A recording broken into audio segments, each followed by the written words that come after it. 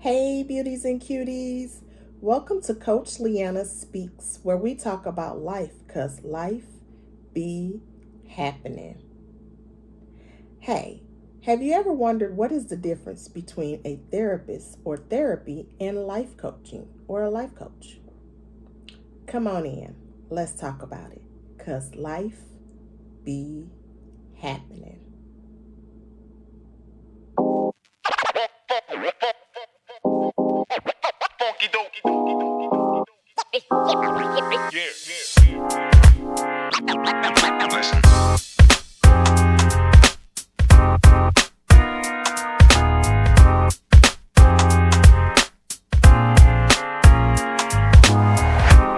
Hey, Beauties and Cuties.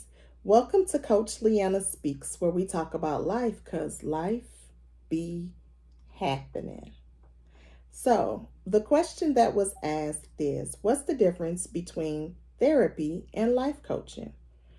A lot of people don't recognize or know the difference. And so today I thought it was a good idea to go ahead and let you all know. So, therapy is when you meet with a therapist. A therapist is a person who has went to many years of schooling and received a licensure from whatever state they are in to allow them to be able to be a part of your therapy sessions.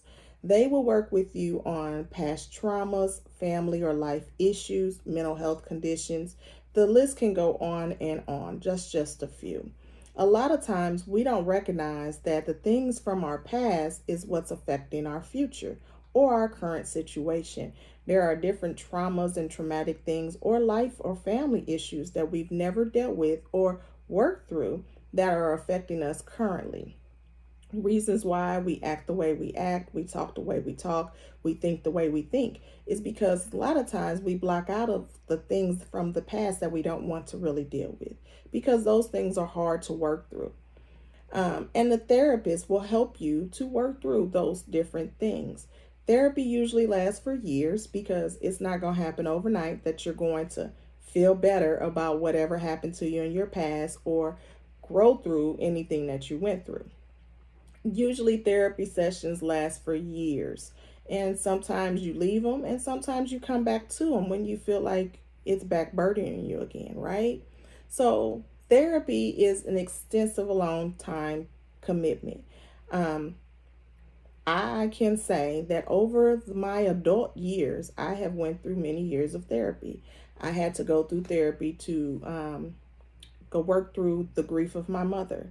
I had to go through therapy to work through being sexually assaulted. I had to go through my therapy when I was in a toxic, unhealthy relationship that was very emotionally and mentally abusive. I had to go through therapy when it came to life after divorce, right? Because that was new to me. I had been committed in a relationship for almost 20 years. So, what am I supposed to do now? So, I went through therapy for that.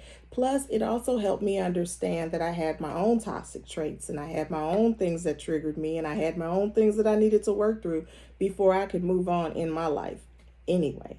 So, therapy is nothing to be embarrassed about, it's nothing to be ashamed of. It's actually to help you usually get over a hump of something that's stopping you.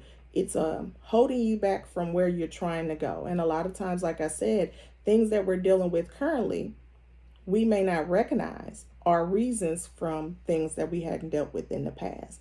Because, a lot of times we want to sweep it under the rug. Yeah, we'll just deal with that later. Yeah, it's not important right now. When really you should work through whatever it is you're dealing with, whether it's something with your family, whether it's a traumatic experience, whether it is a mental health condition, whatever it is that you're working through or dealing with, you should actually seek help for it now and deal with the situation at this time. Do we want to do that? No, we don't. Is it fun? No, it's not. Who want to sit and talk to somebody about their life and what they went through and how they went through? And a lot of times, a lot of people aren't willing to open up and talk about those things. They're not comfortable. They don't feel like you're the person. One thing I tell people about therapy is now you can pick who you want to talk to. I want to talk to a woman. I want her to be around this age. I want her to be like this whatever, I want this. You can actually get specifications of what you want with your therapist. Whereas back in the day, you only got who they gave you. So if there are certain requirements or certain specifications or certain things that you would like for your therapist to have, ask for it, because you can't have that. Now, I know that for some, with or without insurance, therapy is not a cheap thing. And so that is a barrier that a lot of people come across as well, is that I want to go to therapy, but it costs so much. So there are also a lot of resources out here, and you just have to look at the resources in your area to see what kind of resources can help you to seek these therapies. I always tell people, if you're working, ask your job if they have an EAP, an employee assistance program, which will help usually have therapy sessions, and they'll give you 6 to 8 free sessions on them. So try that out. So especially if you're new to therapy, then you want to get a feel for it and see if this is something for you. A lot of times, because we're in denial of having any problem, we don't go and ask about or want to seek any services. But when you're feeling like all things in your life is going wrong, you feel like you can't move forward and you're questioning everything, it might be time to see if there is something else going on that you really haven't dealt with. So, the next part of it is life coaching. As I am a certified confidence life coach, this is my best part, right? So, this is my night job, and my business is looking within life coaching. So, I work with people to help them boost their confidence, because it's not building it, it's boosting it, because confidence is in there. It's just sometimes we have to find someone or have something help us reignite it, right? So, a life coach is a person. We go through certain academies or certain areas where we receive certifications. We don't go through extensive years of schooling, and we're not licensed. That is the difference between a therapist and a life coach. A lot of times, life coaching only goes 3 to 6 months tops. We're not doing this for a very long time.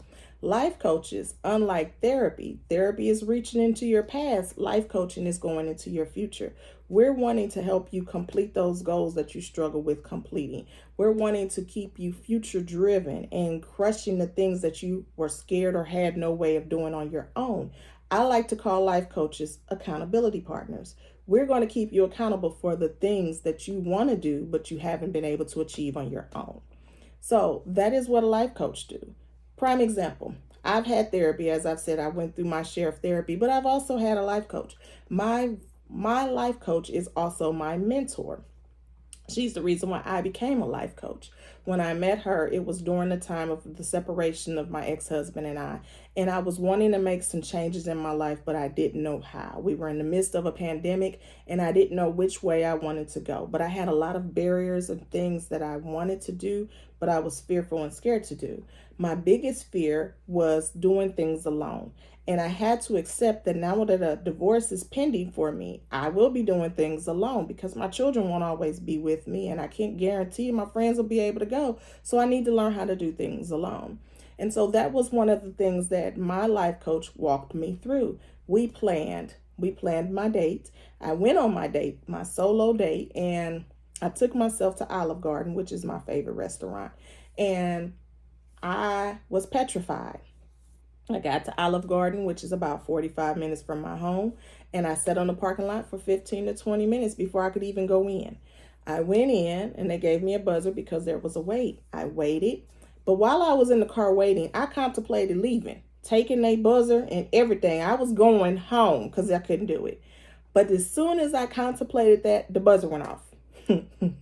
So I went in, and they set me down. I sat down, and I felt like a weirdo. I ain't gonna lie. I was like, what am I supposed to do? I don't have anybody here to talk to. I don't have nothing to do. I don't understand why I'm doing this. This is boring. Like, every thought that you could have thought of that could have came. So as soon as they brought my food, I said I had to figure out something that was going to occupy me. One thing about me is I love to people watch. So as I was sitting here, I started people watching. I started looking at all the other couples and everything that was going on. And that became my pure entertainment the whole time I sat there. I was having so much fun. I forgot I was by myself, quite honestly. And I sat there and I ate. But in the midst of this, I had started crying because I had overcome my fear.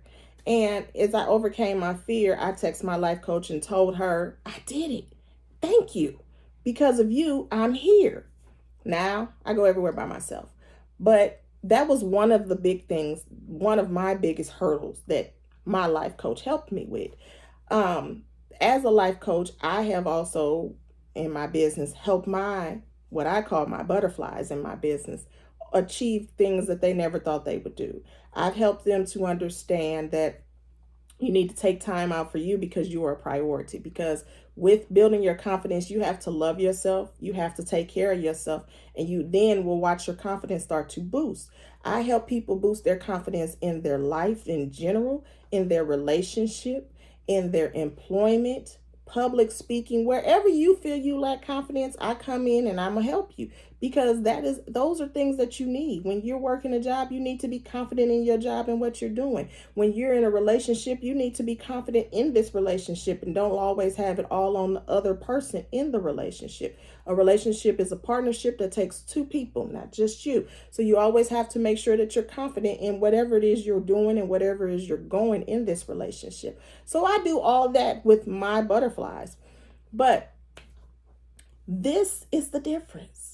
Would you feel that you would need to have life coaching? Would you feel that you need to seek therapy? As I stated, I've done both. And I continue to do therapy. I still see my therapist every other week and have no problem with that, because I feel like I still got some stuff to work on. I'm still a work in progress, as I tell people. And so it's because I'm a work in progress, I'm going to continue to go to therapy. Life coaches need life coaches. And so I always have life coaches around me, depending on what it is. Because one thing about life coaching is life coaches come in different specializations, just like therapists do. So wherever it is you feel you might need a life coach in, you probably can seek that specialty in wherever you find it. So I hope this was helpful. Now that you know the difference between therapy and life coaching, I hope that now you can seek the services that you need. Okay. Until next time, next week, I should say. Every day that you have breath, you have purpose. Thrive in that. Be great in that. Greatness lies within you. It's just waiting on you to unlock it and level up. Don't forget, like the video and subscribe to the channel. Let me know. Give me some comments and let me know your feedback. It's always appreciated. Until next week, love you. Bye. Mwah.